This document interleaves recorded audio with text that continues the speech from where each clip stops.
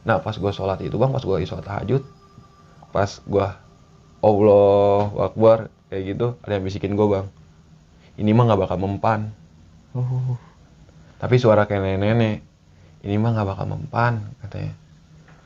Tapi daripada gue batalin sholat gue tetap gue lanjutin bang. Yang gue bingung bang, itu air nyusut bang, itu air nyusut. Terus rokok yang gue taruh sampingnya, itu rokoknya ada di dalam gelas bang. Ada dalam gelas? Ada dalam gelas. Gue bingung itu siapa yang mindahin. Sebelum 2 hari hari H lu nginep atau H-1-nya lu nginep, Iya. dia ritual dulu di villa itu. Oh. Dia ritual dulu di villa itu.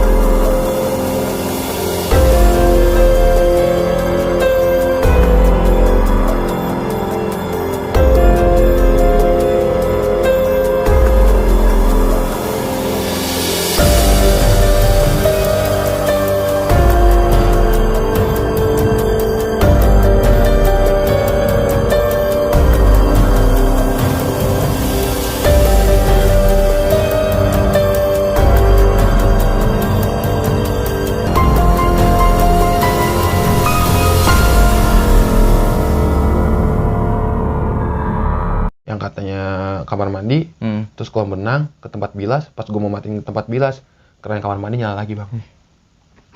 Kamar mandi nyala lagi. Anak-anak makin panik. Akhirnya kata gue, udah tenang kata gue. Akhirnya gue matiin yang satu, gue nelpon lah bang lah. Gue situ nelpon guru ngaji gue. Iya. Gue nelpon guru ngaji gue. Kata gue, bah, Yoke lagi di villa, lagi di Bogor. Kata gue, banyak yang gangguin, kata gue. Terus abah gue ngomong kayak gini, makanya jaga ucapan, katanya. Kata abah gue kayak gitu, kata gue. Gue kaget, kata gue. Maksudnya gimana bah, kata gue. Makanya kalau ke tempat manapun itu, jaga ucapan, gak usah nantang-nantangin lah, katanya. Kata abah itu, katanya. Udah sekarang katanya, kamu sholat tahajud aja, katanya. Terus siapin air, katanya, sama rokok, katanya. 2 gelas sama 2 rokok, 1 ditaruh di kolam renang, 1 lagi taruh di depan, katanya. Oh iya bah, siap bah, kata gue. Akhirnya, udah tuh bang, gue matiin tuh. Nanti kalau misalnya ada apa-apa, telepon abah lagi aja, katanya. Nanti, terus kalian dibantu dari sini. Oh iya, kata gue, makasih ya bah ya, kata gue.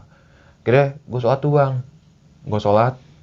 Karena gue juga, ini anak-anak tuh udah gak ada yang di belakang lagi bang, gak ada yang deket kolam renang lagi, pada masuk ke ruang tamu. Iya. Nah, gue juga takut kan ya buat sholat di belakang ya. Kalau gue sholat di ruang tamu kan banyak anak-anak, malahan yang ada nggak husu kan. Akhirnya gue milih kolam renang itulah, deket kolam renang itu. Kolam renangnya juga bukan rumput bang, masih ubin semua. Gue minta 1 lah, kata gue. Wih temenin gue yuk sholat yuk di belakang, kata gue. Ayo, katanya.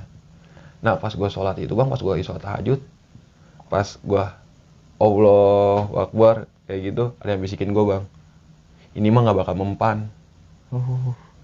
Tapi suara kayak nenek-nenek, ini mah nggak bakal mempan, katanya. Tapi daripada gue batalin sholat gue tetap gue lanjutin bang, sholat gue tetap gue lanjutin. Gue mikirnya juga itu halusinasi guanya aja, ya gue mikirnya. Tetap gue lanjutin sholat. Di situ gue lanjutin sholat tahajud, terus gue wiritan sama amalan yang gue tahu. Habis itu udah selesai, gue taruh lah bang, itu di depan situ tuh, di depan kolam renang sama di depan rumah, gue taruh sama gue. Nah aneh bang, tiba-tiba pas udah rada slow lagi, tiba-tiba kucing tuh keluar bang. Kucing warna hitam itu keluar dari kamar yang ada pintunya yang nggak boleh dibuka itu bang. Itu padahal pintu depan itu ditutup bang, pintu depan ditutup, kamar itu juga pintunya ditutup bang. Rapat pokoknya semua.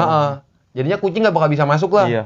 Nah tapi pas kamar itu dibuka, kan mau ngambil casan HP kan, pas kamar itu dibuka, kucing satunya keluar. Ya. Nah, gue punya feeling gede banget. Gue juga nggak tahu sih, gue juga nggak bisa seuzon, tapi gue punya feeling itu kucing aneh bang, itu kucing aneh. Kata gue, wih usir kata gue, taruh depan, kata gue, taruh depan rumah gitu bang, maksud gue bang. pas ditaruh di depan rumah, terus gue punya feeling kata gue, coba lu cari gitu kucing kata gue. Kalau di depan rumah nggak, kalau emang dia kucing sini nggak bakal jauh dari rumah kita. Iya. Dicari sama temen gue, ternyata nggak ada Nggak banget ada kucing. kucingnya? Itu nggak ada kucingnya. Dan sekitaran jam 1 malam, itu jam 1 malam mau ke setengah 2 lah, jam 1-an, pokoknya jam 1 malam.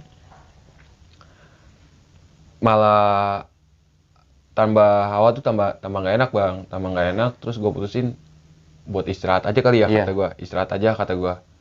Terus anak-anak ngomong, ya mas istirahat aja kali kalau misalnya udah kayak gini mah, kata gue. Kalau misalnya emang yang nggak berani tidur ya barengan, kata gue. Kalau yang berani tidur mau di masing-masing ya udah masing-masing, kata gue. Terus kata Abian katanya, berani lah gue mau tidur sendiri di ruang tamu juga, katanya gitu. Masih tenge aja bang, masih tenge bang, anaknya bang emang tenge banget. Terus kata anak, udah lu duduk, yang bener aja lu udah tidur di atas aja lah, katanya, tidur di atas aja, katanya ramean di situ kasurnya gede, katanya. Ya udah tuh ayo, katanya. Akhirnya yang cewek yang tadi kan, cewek dan di bawah dan di atas kan, Iya. bang. Akhirnya tidur di atas semua bang, yang cewek bang. Jadinya kamar bawah tuh ada 2 kamar, nggak ada yang nempatin bang, Kosong lah. kosong gitu. Nah habis itu pas anak-anak mau ke naik tangga, kucing yang hitam dibuang ke luar Depan. itu tiba-tiba ada di kolam renang bang, jalan lagi. Kata gue, wih itu kok kucing, kata gue, kan kucingnya dibuang ke depan, kata gue. Manjat tembok kali mas. Nah sedangkan villa tembok itu tinggi banget bang, Iya. villa tembok itu tinggi banget. Dia mau manjat laut mana lu, kata gue, gila lu, kata gue. Tapi kata gue, ya kali lah manjat lah, kata gue. Ya, akhirnya, tapi buang depan dulu, buang depan lagi, buang depan dah, kata gue nggak mau nih ada kucing ini nih, kata gue nih. Akhirnya buang lagi ke depan, ditutup pintu depan dikunci. Lagu nyalain aja biar ada berisik-berisik, maksudnya tapi volumenya kecilin aja bang, volumenya kecilin. Pas udah dinyalain lagunya, kita mau naik ke tangga tuh ke atas, itu tiba-tiba soundnya mati sendiri bang. Kayak ada yang matiin. Kayak ada yang matiin, yang bener-bener mati itu, cetek kayak. Wih itu kenapa nih, kata gue, kabelnya kali, kata gue. Tau-taunya bener bang, pas dilihat bukan sound dimatiin, kabelnya yang kecabut. Kabel yang kecabut, gue nggak tahu itu siapa itu yang nyabut. Kan anak-anak kan lagi rame-rame soalnya naik ke Iya, tangga, lagi betul. ngarang ke tangga. Pas naik ke tangga, jadinya kan pas naik ke tangga nih, ini tingkat. Nah, Iya. ini kebun kelihatan bang, belakang bang. Oh. Kebun belakang kelihatan.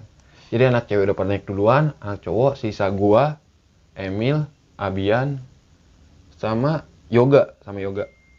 Pas naik ini, set. Nah, itu tuh di pohon pisang tuh, atau pohon ini pohon pisang, di bawahnya ada pohon gede bang. Iya. Pohon gede. Itu ada yang duduk bang, putih bang. Jelas banget itu duduk putih. Gua nggak bisa ngegambarin mukanya kayak gimana, Iya. soalnya jauh banget. Yang pasti ada putih aja. Ada penampakan. Ada penampakan anak-anak kecil. Pertama si Emil bang bilang bang, wih itu putih-putih apaan tuh, putih-putih apaan, katanya. Mana putih-putih Mil, kata gua. Pas gue liat, iya putih-putih, kata gua nih, kata gua. Terus anak-anak pernah lihat, mana sih, katanya. Nah 4 orang itu ngelihat, yang tadi 4 orang gue sebutin Iya. itu bang. Nah tapi pas udah diliatin udah lama, tiba-tiba dia hilang bang. Ke atas itu, ke atas, set kayak gitu, pokoknya ke atas hilang. Akhirnya mencekam lagi di situ, akhirnya jalan lah, akhirnya udah ke kamar katanya. Kamar masing-masing tidur. Nah ini gue tidur bang, gue posisi di sini gue tidur. Ini gue cerita dapat dari anak-anak, kan ada si yang tidur berempat kan, Emil, Fadil, Yoga, sama Abian kan. Itu dia tidur di ruang gede itu. Nah habis dia tidur tuh katanya pas lagi tiduran tuh, si Emil udah mulai rada tidur, si Fadil, Abian nih sama Yoga nih belum tidur bang. Yang datang berdua itu. Nah pas katanya dia lagi tiduran, itu kaki dia ada yang narik bang. Kaki dia ada yang narik, ada yang bet kayak gitu. Kata gua, kata anak-anak, lu kenapa? Apa Ru, katanya. Enggak, kaki gua ada yang narik, lu narik kaki gua ya, katanya. Mana ada lu, kata gua. Iya. Yang anak-anak lagi tiduran, katanya. Enggak, kaki lu gini kali, katanya. Enggak, gila lu, katanya. Siapa ya, katanya. Udah, diem lah, katanya. Tidur, katanya. Terus si Beruk ngomong lah ke si Fadil ini. Dil, anterin gua ke WC yuk. Itu sekitaran jam 2:30 bang, kayaknya bang. Kata si Fadil sih gitu, sekitaran jam 2 mau ke 2:30 lah. Akhirnya dianterin lah sama si Fadil ke WC yang bawah tuh. Nah Fadil nungguin pas di bawah tangga, WC-nya kan lumayan sini nih. Iya. Dia jalan ke situ ke WC, sama Beruk pintunya nggak ditutup. Dibuka aja. Tapi di situ tentunya apa bang? Pintunya itu ketutup bang. Ketutup. Iya. Dan ketutupnya itu kenceng banget bang. teger ya kayak dibanting. Nah si Bruk itu ada di dalam kamar mandi itu bang. Si Bruk nggak mungkin Bruk nakut-nakutin anak-anak, Bruknya aja lagi takut gitu kondisi dia. Iya. Duh kayak. Nah akhirnya si Padil langsung nyoba lah buka lah. Itu nggak bisa pertamanya bang dibuka bang. Manggil pokoknya itu anak-anak, Padil teriak-teriak lah. Akhirnya gue turun kata gue, wih kenapa katanya? Ini Bruk mas. Akhirnya udah dobrak aja dobrak kata gue. Akhirnya dobrak pas gue sama Padil bek kayak. Tatonya kebuka bang, bek kayak. Si Bruk lagi duduk bang di situ bang. Lagi duduk. Duduk lemes, udah duduk lemes dia. Itu pokoknya tanah dia basah lah, duduk lemes dia. Ditanya, lu kenapa lu jatuh nggak di WC? Yang gue takutin dia jatuh bang di WC bang. Betul, soalnya kan kalau orang jatuh di WC, kalau nggak mati pasti punya cacat bang. Kalau jatuh di WC itu. Lu kenapa katanya? Nggak apa-apa mas, gue mas katanya. Alhamdulillah katanya. Akhirnya dibawa dulu ke atas. Taunya kata Bruk ada yang bisikin dia bang. Paes ya di dia. Wih. Kalau bahasa Indonesianya mah matilah lu di sini. Mati lu di sini. Akhirnya Bruk makin bingung dia bang, makin udah nggak bener lah perasaan dia gara-gara kayak gitu. Kata gue udah istirahat aja, kata gue besok kita cabut ini, kata gue besok kita cabut. Udah istirahat tidur. Taunya Bruk diam-diam sama si Padil pulang. Nggak tanpa sepengetahuan anak-anak. Tanpa sepengetahuan anak-anak. Dia soalnya mungkin nggak mau ganggu anak-anak juga mungkin. Terus mungkin karena udah takut banget bang, udah takut banget. Akhirnya dia pulang. Pagi-pagi tuh pada bangun. Wih Bruk sama Padil mana katanya? Pulang katanya, nih ngechat nih katanya. Oh ya udah tuh kata gue, tapi dia aman gak katanya? Aman mas katanya. Oh ya udah tuh kata gue, kalau misalnya aman mah kata gue. Nah, gue turun bang ke bawah bang. Gue kepo sama ngelihat yang katanya gelas gue taruh itu bang. Gelas gue taruh. Gue ngecek di kamar di kolam berenang. Yang gue bingung bang, itu air nyusut bang. Itu air nyusut. Terus rokok yang gue taruh sampingnya, itu rokoknya ada di dalam gelas bang. Ada dalam gelas? Ada dalam gelas. Gue bingung itu siapa yang mindahin. Pikirannya kan nggak mungkin itu rokok bisa terbang sendiri terus ke dalam gelas itu kan. Logikanya nggak mungkin lah, nggak mungkin ada. Nggak mungkin juga rokok bisa bergerak, itu nggak mungkin juga. Tiba-tiba di situ kata gue, ini kenapa ya kata gue. Terus gue ngecek lagi di depan juga sama kayak gitu ya. Tapi gue nggak mikir yang aneh-aneh karena gue tahu mungkin sama yang ada di sini kali maksud gue. Udah yuk kata gue prepare yuk kata gue berenang dah kayak mau berenang. Akhirnya berenang. Selesai. Kan yang si cewek kan kamarnya kan di sini kan. Kamarnya di sini kan yang ada kamar nggak boleh pintunya dibuka. Pas dia buka pintu kayak gini, tentunya ada becekan kaki bang. Tanah. Bekas kaki ya. Terus tanah tapi bang. Tanah. Tapi itu kayak kaki manusia tapi rada gedean aja lah. Nggak sewajarnya manusia itu, gede itu kakinya. Nah terus yang dianehin bang, itu ngarah pintu yang nggak boleh dibuka bang. Akhirnya anak-anak bingung ya bang ya, itu pintu apa sih, itu pintu siapa katanya, itu pintu apa, ini becekan kaki siapa juga gitu. Pertanyaan. Akhirnya yang tadinya berenang happy jadi panik lagi bang. Itu posisi padahal sekitaran jam 8 lah, 8 pagi itu. 8 pagi. Nah, pas anak-anak coba ngintip, kayak gini kan ada bolongan yang namanya kunci ya. Apalagi dia kuncinya kunci zaman jadul bang, jadinya ada bulatan gini bang, ada bulatan gini. Pas di bulatan kayak gitu tuh, itu tuh di atas meja tuh kayak ada menyan-menyan gitu bang. Terus ada beberapa dupa. Dupa yang panjang ya bang ya, dupa yang panjang yang lidi itu yang lidi. Itu tuh kayak gitu bang. Pas dicium itu tiba-tiba kan pertamanya kan nggak kecium wangi dupanya nggak sampai keluar ya. Itu tiba-tiba wangi banget bang. Satu kamar itu bang. Ya gara-gara dupa itu. Gue juga aneh pokoknya, terus bau melati nyengat banget satu kamar itu. Anak-anak ini bau apaan pokoknya. Udahlah kata gue, udah prepare aja kita pulang lah, cabut lah kata gue lah. Gue nelpon abangnya nih kata gue. Telepon sama gue abangnya, bang gue udah mau prepare nih bang, mau cabut katanya. Abangnya tiba-tiba ngomong malahan, ada apa emang semalam? Kata abangnya. Udah bang kata gue di sini aja, panjang gue ceritainnya, kata gue di sini aja kata gue. Akhirnya abangnya datang, akhirnya gue dipanggil, tapi gue doang bang yang dipanggil bang sama abangnya. Iya, di depan. Udah yuk ngobrolnya di depan aja katanya. Ya udah yuk katanya. Tapi sama kamu aja katanya, ayo sini katanya. Ya udah yuk bang kata gue. Pas ngobrol kayak gitu, kata gue tanyain kan sama gue, bang ini ada apaan sih bang sebenarnya bang, kata gue, villa kata gue. Dan itu kamar yang nggak terbuka. Kenapa bang kata gue. Terus kata abang villanya ngomong katanya, jadi di villa ini tuh ada yang nungguin. Kata abangnya. Ya itu nenek-nenek. Yang ngebisikin lu ya itu kali ya. Mungkin. Terus yang ngetok-ngetok minta tolong itu ya itu bang, si nenek-nenek itu. Si nenek-nenek itu. Dan kamar yang nggak boleh ditempatin itu, akhirnya gue korek-korek pokoknya sedalam-dalamnya. Tentunya kata tukang villa itu tempat ritual. Ritual yang punya villa. Yang punya villanya ritual di situ. Jadinya sebelum kalau misalnya lu ada yang mau nginep di villa itu, sebelum 2 hari hari H lu nginep atau H-1-nya lu nginep, Iya. dia ritual dulu di villa itu. Dia ritual dulu di villa itu. Dan gue nanya, kata gue. Terus kata gue, itu kuntilanak mana bang, kata gue. Apa yang sering diritualin juga, kata gue. Abangnya malahan kaget bang. Iya. Kok ada kuntilanak, katanya.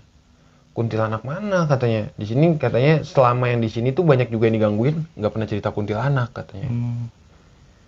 Terus gue mikir, kata gue, terus kuntilanak dari mana kali bang, kata gue. Itu mungkin lewat atau apa kali ya, katanya. Terus abangnya ngomong, bukan lewat, bukan apa, katanya. Ada yang ngikutin, katanya. Kata abangnya. Nah terus kata abangnya akhirnya kata abangnya, si Sherly ini juga masih rada bengong-bengong aja bang. Semenjak kejadian itu bengong-bengong terus. Akhirnya si yang abangnya ini juga orang bisa bang. Akhirnya kayak di doain gitu lah, dikasih air. Nah si Yoga itu juga dipanggil temen gue. Enggak, katanya, ini teman kamu, katanya. Siapa? Sini minum juga nih. Gue panggil, Yoga minum juga, suruh abangnya, katanya. Oh ya udah, katanya. Akhirnya diminum set ya. Nah pulang tuh bang, tapi keadaan semuanya udah clear tuh bang, udah clear. Akhirnya pulang, gua mau laporan lah ke guru ngaji gua. Iya. Bah, di mana Yoga udah pulang nih ke Tangerang. Mau ke rumah, mau cerita, katanya. Tapi ajak teman kamu, katanya. Yang kencing di kebun, katanya. Lah, kata gua. Kok Abah tahu, kata gua. Udah, katanya ajak aja ke sini, katanya. Ya udah, gua ajak tuh guru ngaji gua. Guru ngaji gua ngomong, bang. Kamu salah, katanya. Itu yang kamu kencingin, itu lagi ada orangnya. Jadinya, ya ini sih percaya nggak percaya bang ya. Jadinya pas dia kencing itu kuntilanak itu lagi di situ dikencingin sama si Yoga. Bagusnya Yoga ini nggak dicelakain sama kuntilanak itu. Jadi kuntilanak itu sebenarnya ngincer si Yoga. Gara-gara pasti kencingin. Dan yang kalau misalnya suara ketawa, suara apa yang bukan dari nenek-nenek itu, ya gara-gara yang ikut ke Yoga. Ngikutin ya. Tapi akhirnya kayak dikasih air lagi sama guru ngaji gua. Udah sih bang, clear bang. Clear ke situ. Clear ya. Tapi alhamdulillah selamat semua. Iya, alhamdulillah. Tapi pertanyaan gue sih sebenarnya ya penyakitnya dari si Yoga juga ya, kemungkinan ya. Iya bang, itu deh. Jadi yang emang bener apa ya, yang bikin resah anak-anak lu itu di pas kejadian di villa. Kayaknya Yoga yang penyakitnya. Masalahnya apa ya? Kalau emang si siapa yang penjaga villa itu tahu, berarti kan apa ya? Yang ngeganggunya paling ketok-ketok doang, apalah gitu ya. Enggak mungkin kayak semacam di kamar mandi ditutup. Iya. Itu kayaknya mah gara-gara si Yoga itu. Iya. Kemungkinan. Makanya kayak yang keran nyala atau apa. Iya, kemungkinan si nenek-nenek itu ngomong juga, ini mah nggak bakal apa? Lu kayak gini nggak bakal apa tadi? Yang nggak bakal mampu. Iya, nggak bakal mampu. Ya, kemungkinan itu si Yoga itu, karena dia mungkin nggak numpang-numpang, nggak sembarangan. Iya. Situ. Mungkin dampaknya tapi larinya ke anak-anak. Nah, anak-anak karena berhubung lu kan di situ satu lingkungan. Posisi juga kalau gua amati sih, maksudnya lu cuman 11 orang di situ, ganjil juga. Iya. Keanehan di situ. Dan villa yang nggak kelihatan kayaknya kemungkinan juga ulah si kuntilanak itu. Mungkin bang. Nah, kemungkinan. Oh iya, gue sama cerita nih bang. Jadi pas pagi-pagi kita ngeliat itu bang, itu juga ada yang janggal bang. Ada yang janggal lagi aja. Jadinya pas gue sebelum ini cerita kelewat ya bang ya. Jadi pas gue turun dari villa itu tuh pas udah pada bangun, kan pada kamar atas kan ya. Nah pas buka pintu belakang itu, totonya itu belakang rumah bukan kebun bang. Apa? Itu rumah bang. Ada rumah. Ada rumah. Dan samping gue yang gue lihat Kebun. Enggak, yang gue lihat rumah B29 itu, tentunya itu yang kebun. Oh, jadi malah ditukar ya? Malah ditukar. Jadinya yang semalam gue lihat itu villa samping gue, itu jadi kebun. Yang belakang itu banyak pohon pisang, terus kata gue ada pohon gede banget itu malah rumah, Bang. Oh. Itu malah rumah. Malah ditukar ya? Iya, gue nggak ngerti dari sini maksudnya emang sih kalau goib itu emang benar-benar ya gimana sih ya kalau bicara goib ya? Iya.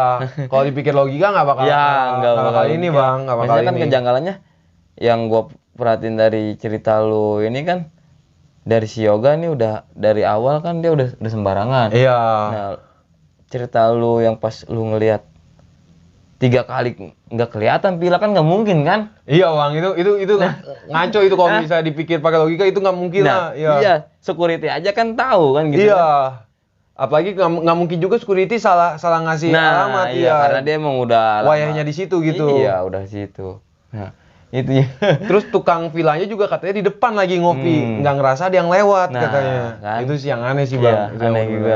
Ya, gue juga tadi pas lu cerita begini juga gue agak sedikit aneh sih. Ada yang aneh di sini gitu, maksudnya ada yang aneh lah. Makanya dari tadi juga lu cerita kayak gini, gambar kata gue. Ini kayaknya mah dari si ini gitu, dari cerita yang pertama awal mula lu. Ya, yang kencing itu, yang pipis itu.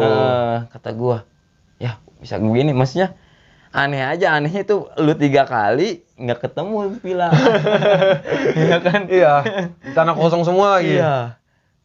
Nah, terus lagi lu suruh sholat tahajud itu kan katanya ini nggak bakal mampu, berarti kan bukan dari si nenek yang penjaga villa itu. Ya, dari yang villa itu, yang ada di villa itu. Si siapa yang jaga villa itu rumahnya jauh, Bang, lumayan. Jauh lumayan. Lumayan jauh. Nah, dia di luar komplek itu. Oh, dia di luar komplek. Di luar komplek villa itu. Berarti dia kalau setiap ada yang nyewa villa itu dia tahu, berarti setiap pasti ada yang laporan ya? Ada yang laporan, Bang, katanya, Bang. Emang sering ada yang laporan. Tapi kalau kata dia tuh mentok-mentok tuh laporan cuman ketok-ketok sama minta tolong doang sih, Bang. Udah nggak ada lagi. Nggak ada lagi, Bang, nggak ada yang sampai parah. Dan itu yang katanya si Sherly yang katanya duduk manis itu sambil mainin rambut, itu kuntilanak itu, Bang. Itu kuntilanak. Iya, pasti. Ya, soalnya katanya nenek-nenek itu tuh kalau kata si penjaganya itu tuh bongkok, badannya udah bongkok banget. Dan yang masuk ke si Sherly tuh kayaknya bukan nenek-nenek, itu terlalu muda banget lah gitu.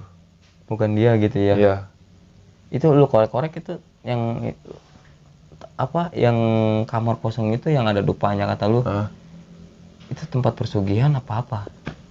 Kalau tempat pesugihannya gue nggak tahu, Bang. Pokoknya yang pasti itu tempat ritual katanya. Sebelum kalau misalnya ada yang nginep di situ, itu dia menggal 3 pala ayam. Dia yang punya villa itu. Jadinya sebelum ada yang nyewa villa itu, misalnya udah ada nih yang nyewa villa, udah yang booking, misalnya hari Senin. Nah, berarti di sebelum hari Senin tuh, lu udah harus ritual dulu di situ. Gua nggak ngerti dah itu buat apaan, Tapi si pengguna si penjaga villa itu tahu itu posisi kayak gitu? Tahu. Tahu dia dia sebenarnya, dan itu pintu tuh kunci dia pegang. Dia ngomong di akhiran juga dia kunci dia pegang. Cuman emang dia juga nggak berani buka. Kalau buka pas ada si bosnya doang. Gitu, Bang. Maksudnya janggalnya juga udah ke satu ya, kalau kata gue sih kejanggalannya lu ke situ ganjil. Iya, lu ganjil gitu. Yang kedua dari ada yang sompral lah. Iya, Bang. Bener. Dari omongan terus tingkahnya teman-teman lu kan begitu kan dia. Iya. Buset. Ya, lu maksudnya lumayan, gua juga dengar cerita lu lumayan juga sih, maksudnya lumayan merinding. Kalau gua ada di posisi lu, ya kemungkinan juga sama lah kayak lu ketar-ketirnya gitu. Tapi alhamdulillah sampai pulang ke sini nggak ada kejadian apa-apa. Nggak ada kejadian apa-apa lagi, Bang. Semuanya sehat-sehat sih, Bang. Alhamdulillah pas pulang juga ya di jalan nggak ada. Iya, nggak ada. Tapi si nasib si 2 orang yang pulang duluan gimana tuh? Pas lu dapat kabar? Oh, dia aman-aman aja. Aman-aman aja dia, sampai rumah juga aman-aman aja. Aman-aman aja. Alhamdulillah. Mungkin paling cerita lu lumayan juga ini bener. Sampai maksudnya sampai apa ya? Kerasa cerita begitu aja gitu. Kata gua kok ada yang janggal juga gitu di sini juga. Maksudnya dalam cerita lu kayak gini. Mungkin itu aja kali ya. Siap, Bang. Ya makasih sebelumnya udah mau cerita berbeda di Ya. channel gua kan, cerita kita gitu. Ya yang belum nonton juga, yang sebelumnya belum nonton Bang Yoko, ada nanti di bawah inilah pokoknya lah. Lihat aja cerita sebelumnya. Ini cerita yang berbeda. Bang, ada pesan-pesan nggak Bang? Kira-kira. Kalau pesan-pesan gua tuh, kalau misalnya lu lagi di tempat sesuatu atau lu lagi pengen kunjungan kemana, tata bahasa lu dijaga yang pertama. Adab lu dijaga.